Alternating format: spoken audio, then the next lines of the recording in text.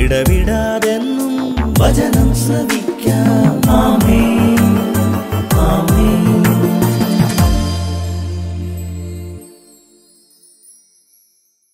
യേശുവിൻ്റെ ഏറ്റവും പ്രിയപ്പെട്ട കുഞ്ഞ്, സുഭാഷിതങ്ങൾ 24:17. എത്ര മധുരമാണിത്! ശത്രുവിൻ്റെ പതനത്തിൽ സന്തോഷിക്കരുത്, അവൻ കാൽ തട്ടി വീഴുമ്പോൾ ആഹ്ലാദിക്കുകയും അരുത്. നമ്മളെല്ലാം അറിയാതെ സന്തോഷിച്ചു പോകുന്നതാണ്. നമ്മുടെ ശത്രു ഒന്ന് വീണു, അവനൊരു നാശം വന്നു. ശത്രുവിൻ്റെ പതനത്തിൽ സന്തോഷിക്കരുത്. അവൻ കാൽ തട്ടി വീഴുമ്പോൾ നീ കൈകൊട്ടി ചിരിക്കരുത്. നീ അങ്ങനെ ചെയ്താൽ സഹോദര, ദൈവത്തിന് നിന്നോട് അപ്രീതി തോന്നുകയും നിന്റെ ശത്രുവിനെതിരെ ദൈവം കരുതി വെച്ചിരുന്ന കോപമുണ്ടല്ലോ, അത് അണഞ്ഞു പോവുകയും ചെയ്യും.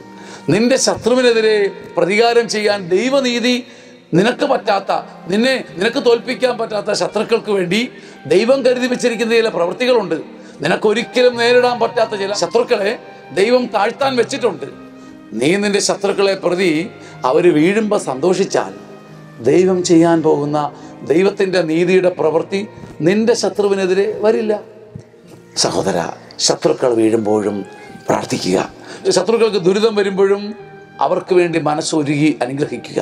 നീ അത്ഭുതം കാണും. ആമേൻ, ആമേൻ, ആമേൻ.